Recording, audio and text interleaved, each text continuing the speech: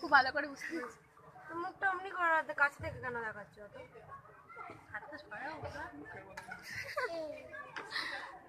এদিকে তাকা, একটু তাকা মা।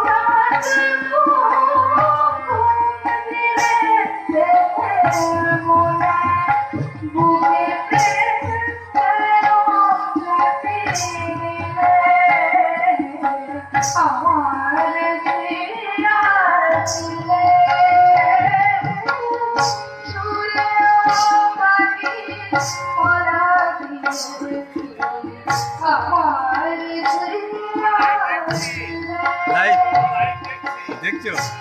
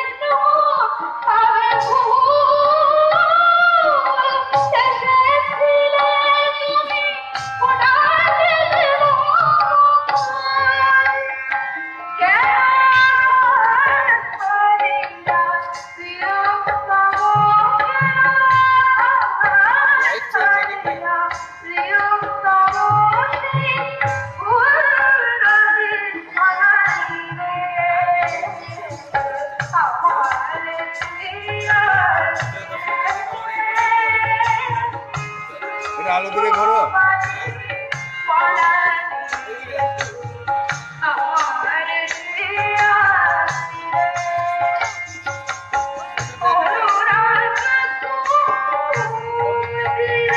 অন্ধকারে চলে গেলে কেন আলো তো এসে ওখানে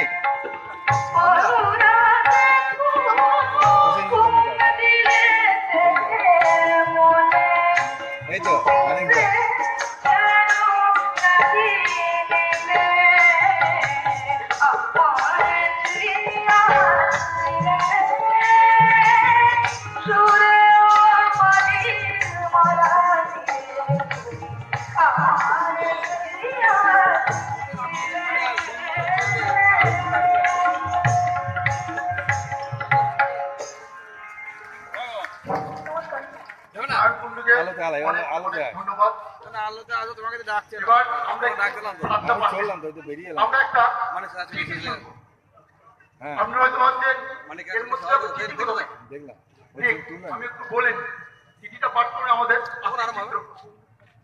এখন হ্যাঁ? মোটামুটি ধরুন রেডিও বিলুপ্তির পথে, টিভি আর আমাদের মোবাইলে দৌড়াচ্ছে। মোটামুটি টিভি আর ওদের দৌড়াচ্ছে, এখন রেডিও প্রায় বিলুপ্তির পথে। তবুও কিছু মানুষ ওটাকে ধরে রেখেছে। যেমন আমি বলি, আমরা যখন অনেক ছোট ছিলাম, মহালয়া হতো ভোরবেলায়, ঠিক মহালয়া শুরু বীরেন্দ্র কৃষ্ণ ভদ্রের গলা হতো, তখন ঠিক বাড়ি থেকে বেরিয়ে পড়তাম, বাড়ি থেকে হাঁটতে লাগতাম রাস্তা ধরে, ওর রেস একটা থেকে যেত। ঠিক আমি বাড়ি থেকে বেরিয়ে যাচ্ছি, যেতে যত দূরই যাচ্ছি না কেন, ঠিক ওই ছুটটা ভেসে আসছে। কিন্তু এখন জানি না ওই ছুটটা সবাই শুনতে পাই কি। আরো একটা কথা, পুজো সংখ্যায় গানের একটা বই বেরোতো, সেখানে কিশোর কুমার, তারপরে আমাদের লতা মঙ্গেশকর, আশা ভোসলে, মান্না দে, হৈমন্তী শুক্লা, যদীনাথ মুখোপাধ্যায়, বিখ্যাত শিল্পীদের গান লেখা থাকতো এবং আমরা অধীর আগ্রহে থাকতাম যে এই গানগুলো কখন শুনবো। তাছাড়া আরো হতো যেমন অনুরোধের আসর, অনুরোধের আসর হতো নাটক, যাত্রা, থিয়েটার, কবিগান, এই সমস্ত কিন্তু আমরা রেডিওর মাধ্যমে শুনতাম। জানি না এখনকার ছেলেমেয়েরা সেগুলো শোনে কিনা বা আদৌ হয় কিনা। তো এখনো কিছু মানুষ আছেন যারা রেডিও তাদের নৃত্য সঙ্গী, যেমন আমাদের আশিস চিত্রকর, রেডিওটা ওনার নৃত্য সঙ্গী। রেডিওতে প্রতিদিন সকাল 7টা 5 থেকে 7টা 25 অব্দি একটা অনুষ্ঠান হয়, সেটার নাম হচ্ছে প্রাত্যহিক। এটা দুটো মানে দুটো ভাগে ভাগ আছে। 15 দিন একটা বিষয়ের উপর হয়, তার 8-15 দিন আর একটা বিষয়ের উপর হয়। তা যিনি পত্র লেখক তিনি ওই একটাতে অংশগ্রহণ করতে পারবেন, মানে দুটোতে অংশগ্রহণ করতে পারবেন। তো উনি মোটামুটি 12 মাসে 12টাতেই লেখেন। মোটামুটি আগে হয়তো ওনার 3-4টে লেখা প্রকাশ পেত, ইদানিংকালে উনি 12টা লেখাই প্রকাশ পায়। উনি এছাড়া এই লেখাতে মোটামুটি পশ্চিমবঙ্গের ছাড়াও বাংলা ভাষী মানুষ, ধরুন বাংলাদেশ, ত্রিপুরা, আসাম, ওখান থেকেও এই চিঠি আসে। এবার ওখানকার যে নির্বাচন কমিটি আছে তারা ঠিক করলেন কোন চিঠিগুলো পড়বে, কোন চিঠিগুলো পড়বেন না। ওখানে অনেক বুদ্ধিজীবী লোক আছেন, তারা দেখে নেন। তো এই বাছাই করবে, কিন্তু আশিস চিত্রকরের চিঠি বাদ দেন না। উনি 2বার সেরা পত্র লেখক হয়েছে। দ্বিতীয়বার উনি যখন পত্র লেখক হিসাবে ওখানে যান, ওনাকে জিজ্ঞেস করা হয়েছিল যে আপনার কতগুলো চিঠি পড়া হয়। উনি বলেছিলেন যে আমার 12টা চিঠি পড়া হয়। ওনারা বলেছেন 12টা চিঠি পড়া হয়, না এটা তো ঠিক না, কারণ একজনের যদি 12টা চিঠি পড়া হয় তাহলে তো বাকিরা বাদ চলে যাচ্ছে। তো যাই হোক, উনি ওই কথা শুনে চলে আসেন। তারপরে দেখা যাচ্ছে যে 12টা চিঠি কিন্তু পড়া হচ্ছে, মানে নির্বাচন কমিটি আছে ঠিকই, কিন্তু ওনার যা লেখনির ধার, তাতে যারা ওখানে থাকেন আমার মনে হয় ওনার লেখা বাদ দিলে ওনার প্রতি অবিচার করা হবে। যার জন্য ওনার 12টা প্রতি মাসে আপনারা শুনবেন 12টা লেখায় ওনার প্রকাশিত হয়। যেটা সেরা চিঠি হয়েছে দ্বিতীয়বার, ওই লেখাটা উনি একটু পড়ে শোনাবেন। আমি যদি এর মধ্যে কিছু ভুল বলে থাকি উনি সেটা সংশোধন করে দেবেন। আশিস চিত্রকর।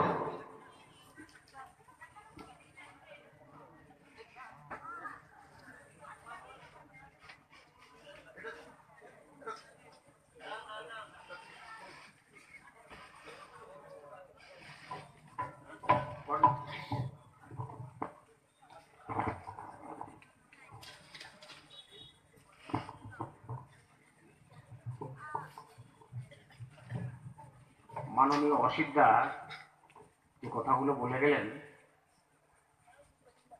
সবটাই ঠিক, যে 12টা চিঠি পড়া হয়। তো যাই হোক, আমি যে চিঠিটা দ্বিতীয়বারের সেরা হয়েছিল তার বিষয় ছিল তিনি বৃদ্ধ হলেন। অর্থাৎ আমি লিখতে চেষ্টা করেছিলাম বৃদ্ধরা আমাদের সমাজের সম্পদ, এবং এই চিঠিটাই সেরা হয়েছিল। 20/4/2014 পড়া হয়েছিল। তবে তাদের মতো করে আমরা পাঠ করতে পারবো না, ওই কৌশিক সেনের মতো পাঠ আমরা করতে পারবো না, শশাঙ্ক ঘোষের মতো পাঠ আমরা করতে পারবো না, সুচিস্মিতা গুপ্তের মতো পাঠ আমি করতে পারবো না। আমি আমার মতো করে পড়ছি, দেখুন যদি ভালো লাগে লেখাটা। প্রিয়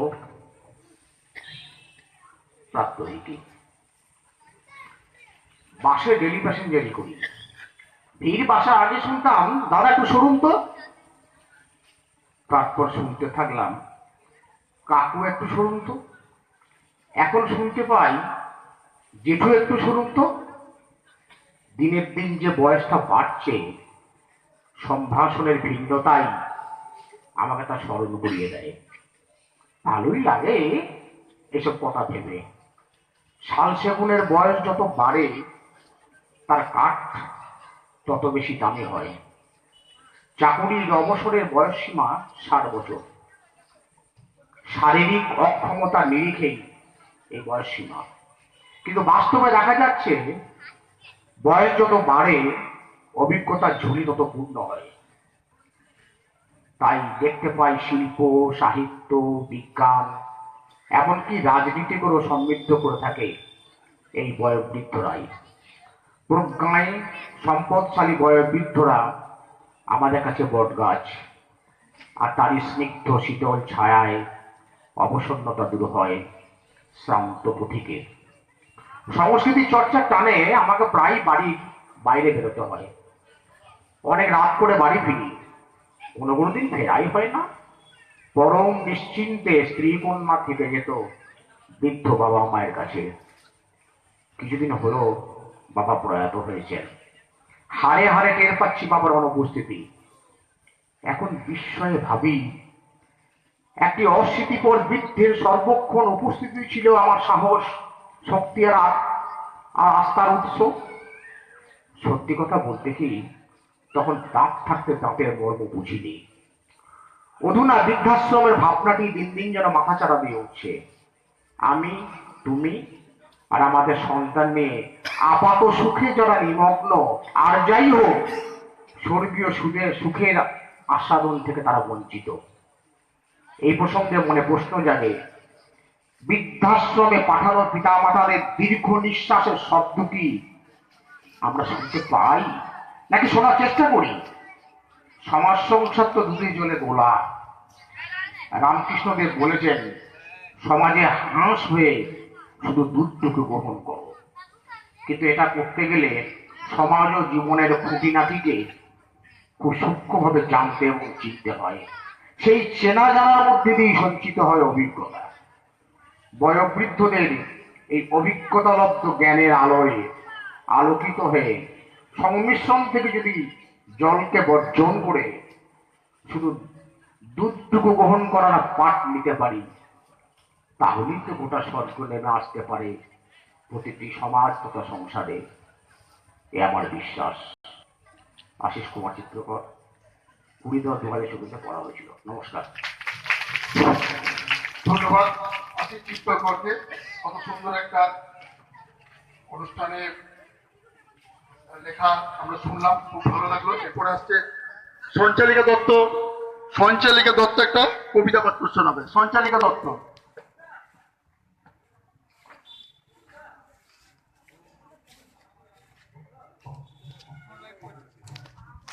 নমস্কার, আমি ফিরোজা, একটি ভারতীয় মেয়ে। কবি সুবোধ সরকার।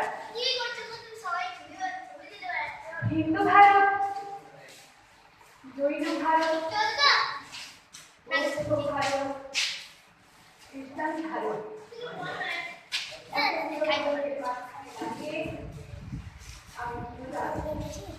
নাট্যতীর্থের সফল সম্পাদক। আপনারা দেখুন, পরবর্তীকালে তার নাটক আছে। এখন মেকআপ একটু ব্যস্ত, তবু তাকে বলবো 2-4 কথা বলার জন্য, যাতে আপনারা আমাদের সকল নাটকের পিছনে তার যে অবদান এবং তিনি যে অক্লান্ত পরিশ্রম করে চলে যাচ্ছেন, তার বাবা অসুস্থ তা সত্ত্বেও আজকে উনি এই নাট্যতীর্থ নিয়েই মাথা ঘামাচ্ছেন।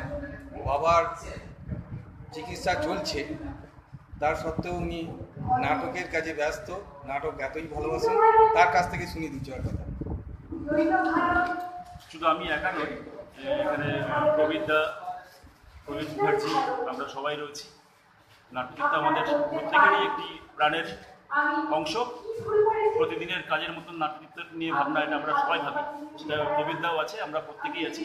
আমাদের প্রত্যেকের প্রচেষ্টার ফল হচ্ছে এই নাট্যতীর্থের এই 3 দিনের নাট্য মেলা, মিলন মেলা। আসুন আমরা সবাই মিলে উপভোগ করি এবং আমাদের পাশে থাকুন সবসময়ের জন্য। আপনাদের জন্যই তো আমাদের এই কাজ, আমরা এগিয়ে চলি। আপনারা সবাই মিলে নাট্যকৃতের সঙ্গে থাকুন, পাশে থাকুন। আগামীতে আমরা আশা করব আপনাদের সঙ্গে থাকলে আরও অনেক অনেক ভালো ভালো নাটক, ভালো অনুষ্ঠান আমরা উপহার দিতে পারবো। ধন্যবাদ। ধন্যবাদ কবিতা। ধন্যবাদ সম্পাদক মহাশয়কে। আপনারা দেখতে পাচ্ছেন নাটকের সমস্ত কলাকুশলী শিল্পীরা তারা ব্যস্ত। এখন আমাদের নাটকের যিনি মধ্যমণি এবং দীর্ঘদিনের প্রতিষ্ঠাতা সদস্য বলা যায়, তিনি দীর্ঘদিন ধরে আমাদের নাটক চর্চায় আমাদেরকে উৎসাহিত এবং আমাদের অভিভাবক হিসেবে রয়েছেন, সেই অশোক দাস পরবর্তী নাটকের জন্য মেকআপে ব্যস্ত। আমি তবুও বলবো তার দু চার কথা আমরা শুনবো। আসলে খুব ছোট বয়স থেকেই নাটকটাকে ভালোবেসেছি, আজীবন নাটক করে যেতে চাই। যাদের সঙ্গে পেয়েছি তারা সবাই ভালো মানুষগুলো, এতদিন ধরে তাদেরকে কাছে নিয়ে এবং যিনি আজকে ছবি তুলছেন তাকে কাছে পেয়ে ভালো কাজ করার চেষ্টা করছি। কতটা করতে পেরেছি, সফল হয়েছি জানি না, তবে আগামী দিনে আরও ভালো কাজ হবে এই আশা রাখি। আর একটা খুব মনের বাসনা আছে, যদি শিল্পকর্মের সঙ্গে আমি গান নিয়েও থাকি, গান অথবা নাটক, এই শিল্পকর্ম করতে করতেই মঞ্চেই যদি আমার শেষ নিঃশ্বাস ত্যাগ করতে পারি, তার চেয়ে বেশি খুশি কিছু হবে না। ধন্যবাদ অশোকদার নাটকের প্রতি তার অবদান অনস্বীকার্য। আপনারা জানেন আমাদের কলকাতায় একটি নাটকের প্রোগ্রাম ছিল, ঝুমুর নাটক। তার আগের রাতে তার ভাই মারা যায়, কিন্তু তিনি নাটককে এতই ভালোবাসেন, তা সত্ত্বেও তিনি আমাদের সাথে সেই কলকাতার শিশির মঞ্চে নাটক করছেন। তার জন্যে অশোকদাকে ধন্যবাদ। আমাদের মধ্যে আরও রয়েছে যারা এখন পরবর্তী নাটকের জন্য ব্যস্ত পেয়েছে, যে অফ দ্য স্টেজের পিছনে যার ভূমিকা, এই দেখছেন ফর্ম সবসময় আমাদের। হ্যাঁ, আবার আমরা এসছি। আমাদের মধ্যে রয়েছেন নাটকের আরেকজন, আমাদের নাট্যতীর্থের আরেকজন বলিষ্ঠ, যার অবদান তাকে ছাড়া আমাদের নাট্যতীর্থ ভাবাই যায় না, সেই কুশলদা। তিনি মেকআপ করতে ব্যস্ত, তবুও তার বিচার কথা আমরা শুনি এর মধ্যে। বলুন আপনাদের দীপাবলির শুভেচ্ছা জানাই। নাটক দেখতে আসুন, আপনারা যদি আনন্দ পান আমাদের পরিশ্রম সার্থক বলে মনে করবেন। সকলকে অনুরোধ করছি সদল বলে চলে আসুন নাটক দেখতে। ধন্যবাদ।